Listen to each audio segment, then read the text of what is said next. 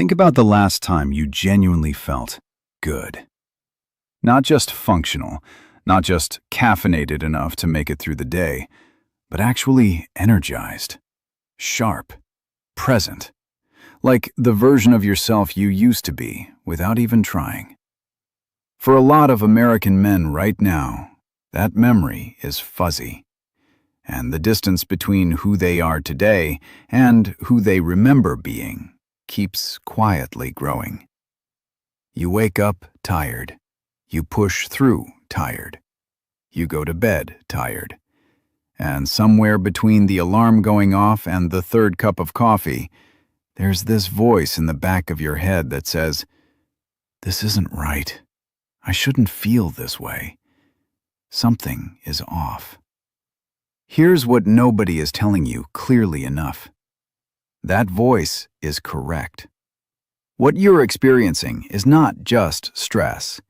It is not simply the unavoidable cost of a busy life, and it is most definitely not just aging. What's happening inside your body has a specific biological explanation, a documented physiological cascade that millions of American men are caught inside right now without any idea how it started or how deep it goes. And the most dangerous part? The thing most men do when they first notice their energy fading is the exact behavior that makes the problem significantly worse. We're going to break all of this down, step by step, in this video. By the time this is over, you're going to understand your own body in a way that most men never do, and you're going to see very clearly why so much of the standard advice out there completely misses the mark. Stay with this one. It matters more than you think. Before we get into the biology, let's talk about a guy. We'll call him Marcus. Marcus is 41.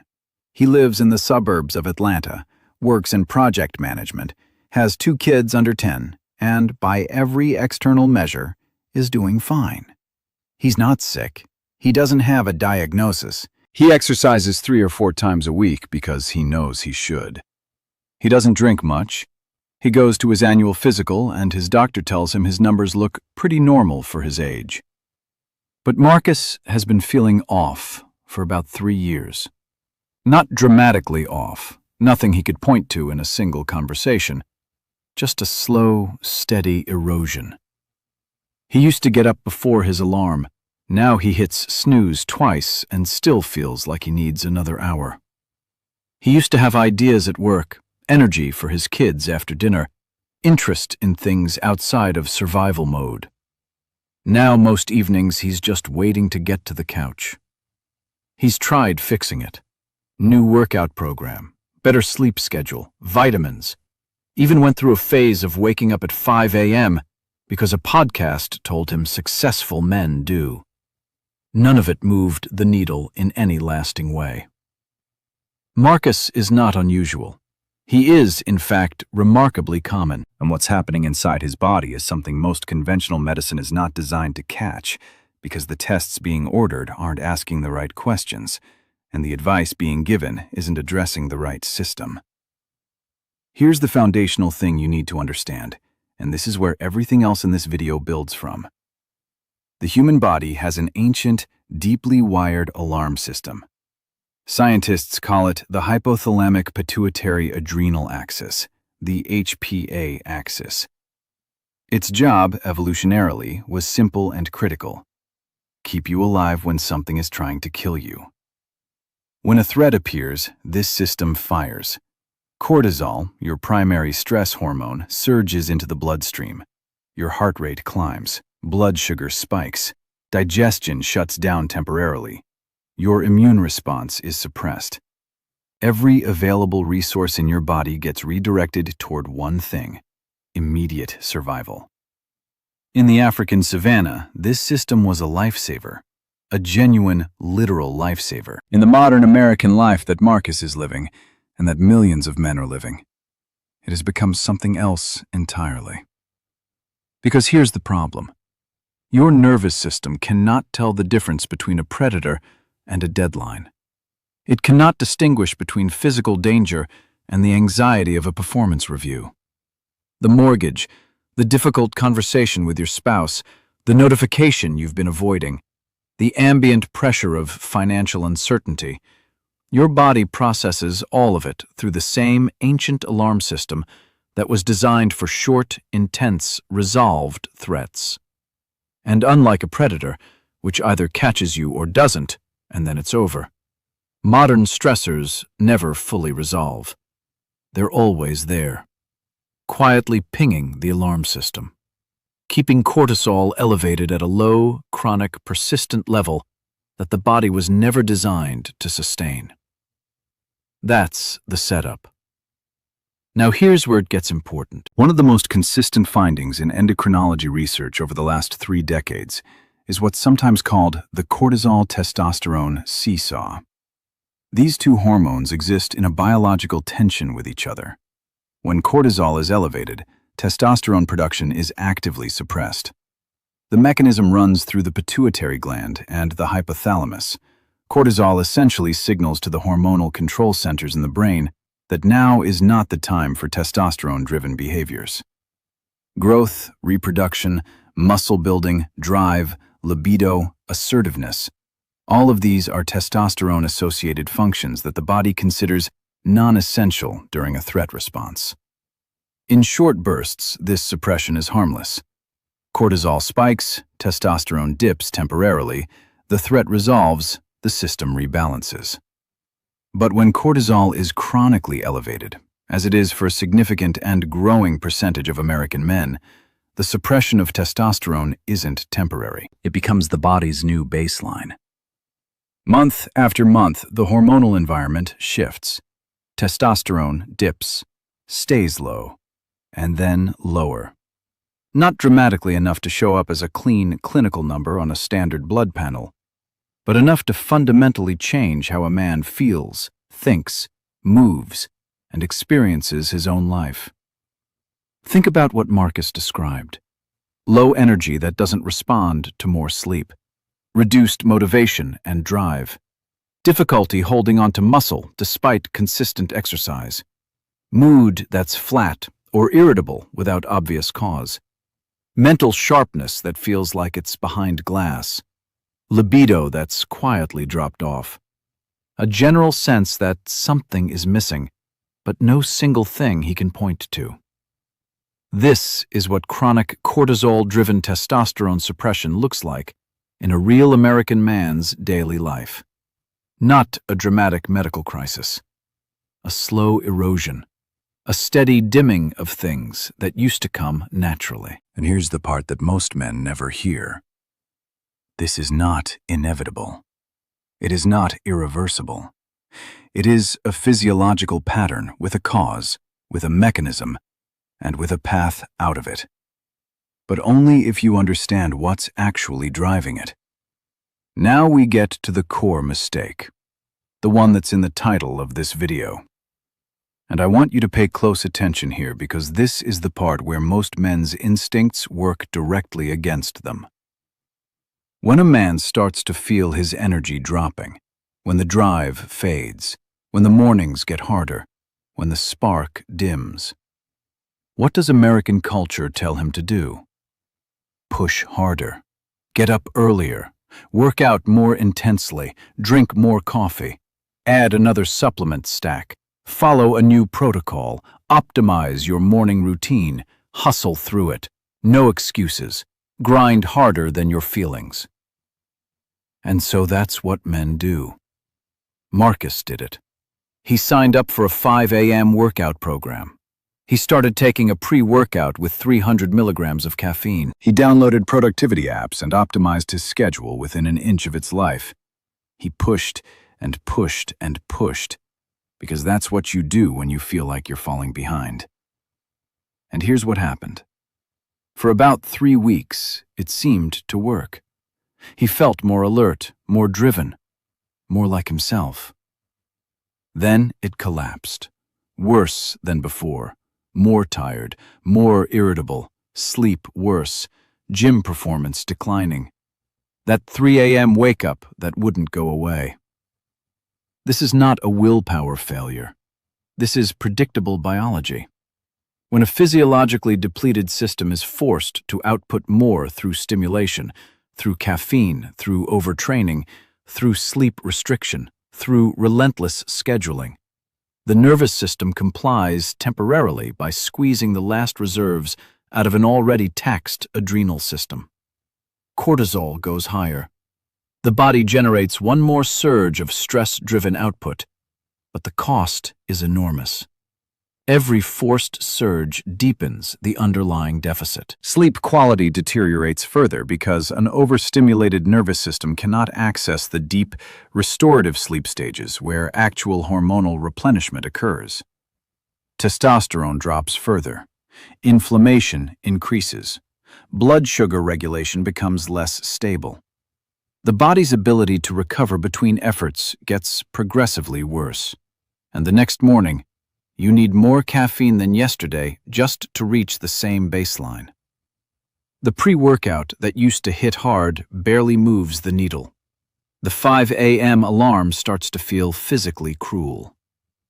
This is a biological debt spiral, and it is the #1 mistake that is silently draining men's energy across this country, not because men are weak or undisciplined, but because every cultural message they've received has told them that the answer to depletion is more output, more force, more will.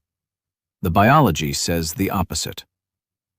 Here's a concept from exercise physiology that will reframe this entire picture. It's called supercompensation. The principle works like this. You stress a muscle, you give it adequate recovery time, and it comes back stronger than it was before the stress. The stress is necessary, but the adaptation, the growth, the increased capacity, only happens during the recovery window. Remove the recovery, and there is no supercompensation. There is only accumulated damage. Every serious strength and conditioning coach in America understands this.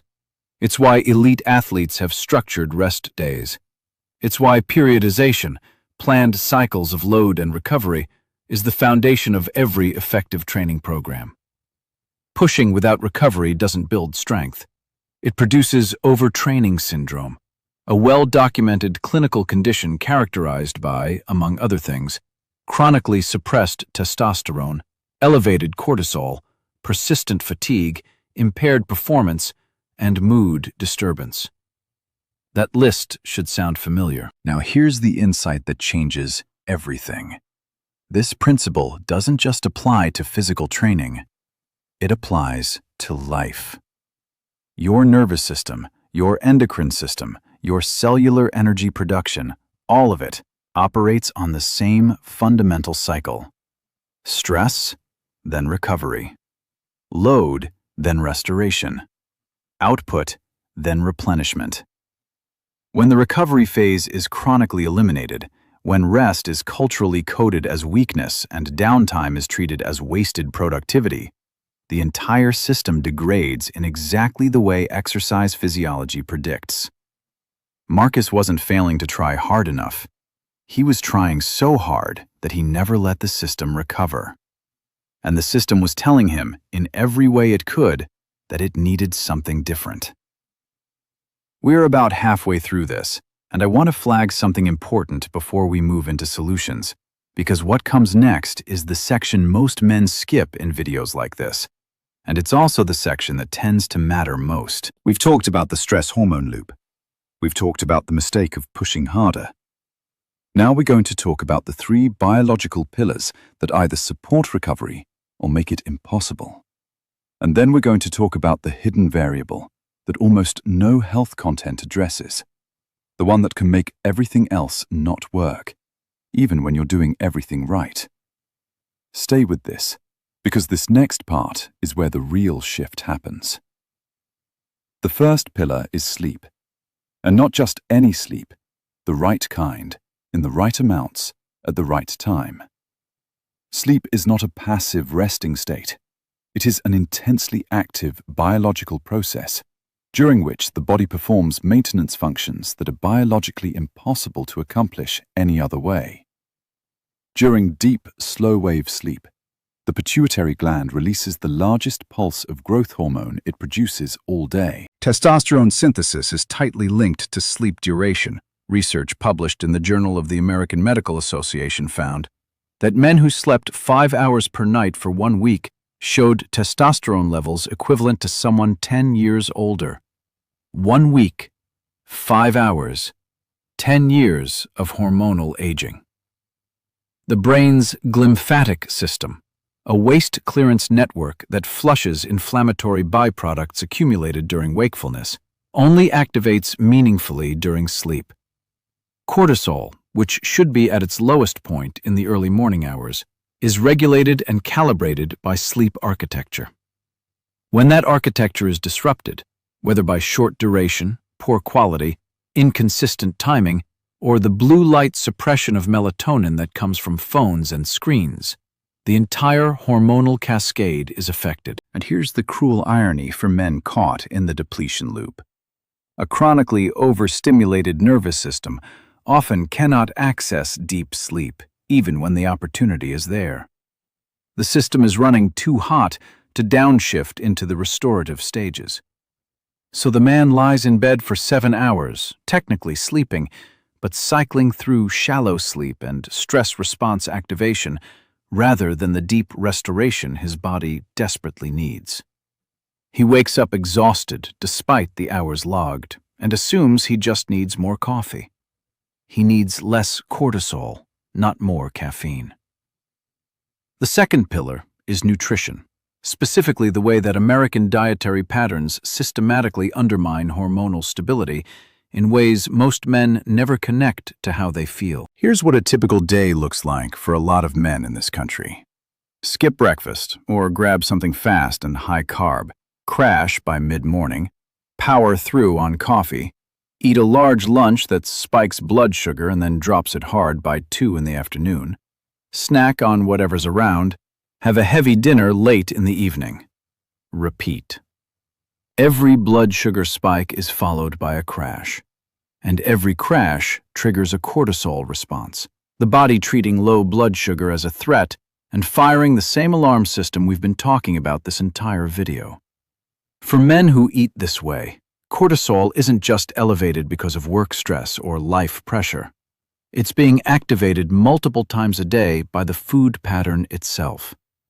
Add to this the fact that testosterone is a steroid hormone biosynthesized from cholesterol, meaning adequate dietary fat is a literal raw material requirement for testosterone production, not a health risk to be minimized. Men who follow low-fat diets in an attempt to get lean are often simultaneously restricting one of the key inputs their endocrine system needs to function. Throw in widespread deficiencies in zinc, magnesium, and vitamin D, 3 micronutrients with direct roles in testosterone synthesis and regulation, and the nutritional landscape for a lot of American men looks like it was designed to produce hormonal disruption. None of this is complicated once you see it, but it requires seeing the food-hormone connection clearly, which most nutritional advice never explains. The third pillar is exercise, and this one requires a nuance that the fitness industry almost never provides. Resistance training is one of the most powerful tools available for supporting testosterone levels, improving insulin sensitivity, reducing chronic inflammation, and building the lean muscle mass that itself plays a role in long-term hormonal health. This is well established. Men should lift consistently, with progressive challenge. But for men who are already depleted, already running high cortisol, already in a hormonal deficit, training volume and intensity must be matched to recovery capacity. Training that exceeds recovery capacity doesn't produce adaptation. It produces additional cortisol load, more hormonal suppression, more damage that the body can't repair. A depleted man who adds 2-a-day workouts to his stress load is not fixing the problem. He is intensifying it. The goal is not to train harder.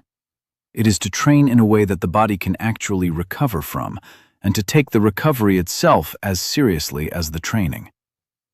this is a cultural shift as much as a physiological one. In American fitness culture, more is almost always coded as better. More reps, more sets, more days, more intensity. But biology doesn't care about hustle culture. It cares about load and recovery. And the men who actually look and feel the way they're chasing tend to be the ones who figured out that balance, not the ones who pushed the hardest. Now, the hidden variable. This is the piece that almost no health content for men touches, and it's the one that, for a significant number of men, is the ceiling on everything else. Research in psychoneuroimmunology, the field that studies how psychological experience shapes immune and hormonal function, has consistently found that perceived social isolation is one of the most potent activators of the human stress response. Not physical danger, not financial pressure. Isolation. The felt sense of being alone, unseen, or unsupported. For a lot of American men, this is the secret variable that nobody talks about. Not because their lives are objectively lonely, many of them have families, colleagues, social media followings, but because there is a specific and painful kind of psychological isolation that comes from being the person who is always strong, always capable, always fine, and never genuinely known. The stoic mask that American men are socialized to wear from childhood, the mask that says, don't show weakness, carry the weight, figure it out, don't burden anyone. That mask has a physiological cost. Chronic emotional suppression activates the same stress pathways as external threat. The body doesn't distinguish between a dangerous environment and an internal one. Carrying an unspeakable weight alone looks, to the nervous system, a lot like being in danger. Men who sleep better, eat better, train smarter, and still can't shake the exhaustion. This is often where the ceiling is, not in their habits, in their level of genuine connection, in whether there is anyone in their life with whom they can actually be real. This isn't a therapy pitch. It's a physiological observation grounded in the literature. And for the men watching this who recognize themselves in that description, it's worth sitting with. So what does the path forward actually look like? What does genuine recovery, not hacked, not optimized, not pushed, actually require? It requires sleep that is protected with the same discipline most men currently apply to their work schedules. A consistent sleep and wake time, a bedroom that is dark, cool, and quiet. A wind-down period that doesn't involve screens and cortisol-spiking news cycles.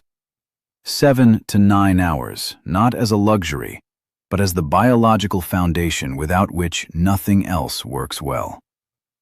It requires food that stabilizes blood sugar rather than destabilizes it. Adequate protein to preserve muscle mass. Adequate dietary fat to support hormone synthesis.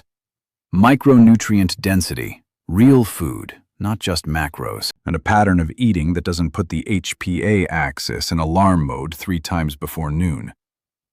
It requires exercise that is challenging and consistent, but matched to recovery capacity. More is not always more. Progressive, intelligent training with real rest between sessions is categorically more effective for body composition, for hormonal health, for long-term vitality, than constant, high-volume punishment. It requires some form of genuine parasympathetic activation. Time in nature, which research has shown to measurably and reliably reduce cortisol. Breathwork, meditation, whatever practice actually brings the nervous system out of threat mode, not as a soft lifestyle choice, but as a physiological necessity for a system that otherwise never gets to downshift. And it requires honesty with yourself and with at least one other human about what's actually going on beneath the performance of being fine. Let's bring Marcus back for a moment. Marcus didn't find a new supplement or a new protocol. What he found was the understanding that his body wasn't failing. It was responding, accurately and predictably, to an environment that had stopped giving it what it needed. He started sleeping before midnight consistently. He stopped skipping meals. He cut his training volume back and actually let himself recover between sessions. He had a conversation with his wife that he'd been avoiding for 2 years. He didn't overhaul his entire life overnight. He just started giving his system the conditions it required. Within about 6 weeks, the morning fog started to lift. Not dramatically, not overnight, but the trajectory changed. The alarm snooze went from twice to 0. The 3 a.m. wake-ups got less frequent. The gym started to feel productive again instead of punishing. He stopped needing the pre-workout just to function. His body hadn't forgotten how to produce energy. It had just been waiting for permission to do it. Here's the truth that this entire video has been building toward. Energy, real, sustainable, biological energy, is not something you force out of a depleted system. It is something that emerges naturally when the system is given what it actually needs. Sleep, nutritional stability, appropriate physical stress with genuine recovery, a nervous system that is allowed to downshift, connection that is real and not performed.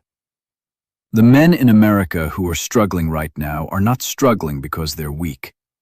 They are struggling because they've been handed a set of beliefs about what strength looks like that are actively working against the biology of their own bodies. Push harder, sleep less, never stop, never slow down, never admit you're running on empty. These beliefs produce outcomes that look, from the inside, exactly like personal failure. But they are not personal failures. They are predictable physiological consequences of a cultural narrative that was never grounded in biology. The most disciplined thing a depleted man can do is rest. The most productive investment he can make is in the conditions his body needs to recover. The most radical act available to a man who has been running on empty for years is to stop, not permanently, not passively, but deliberately, and let the system rebuild. Depletion is not your destiny. It is your body's current state, and the difference between those two things is everything. The energy you're looking for hasn't left you. Your body has not forgotten how to produce it. In almost every case, it has simply been waiting, quietly, patiently, faithfully, for the conditions that allow it to return. Give it those conditions, consistently, without the guilt that says rest is something you have to earn. That's not a motivational line. That is the biology. And the biology, it turns out, has been on your side the whole time.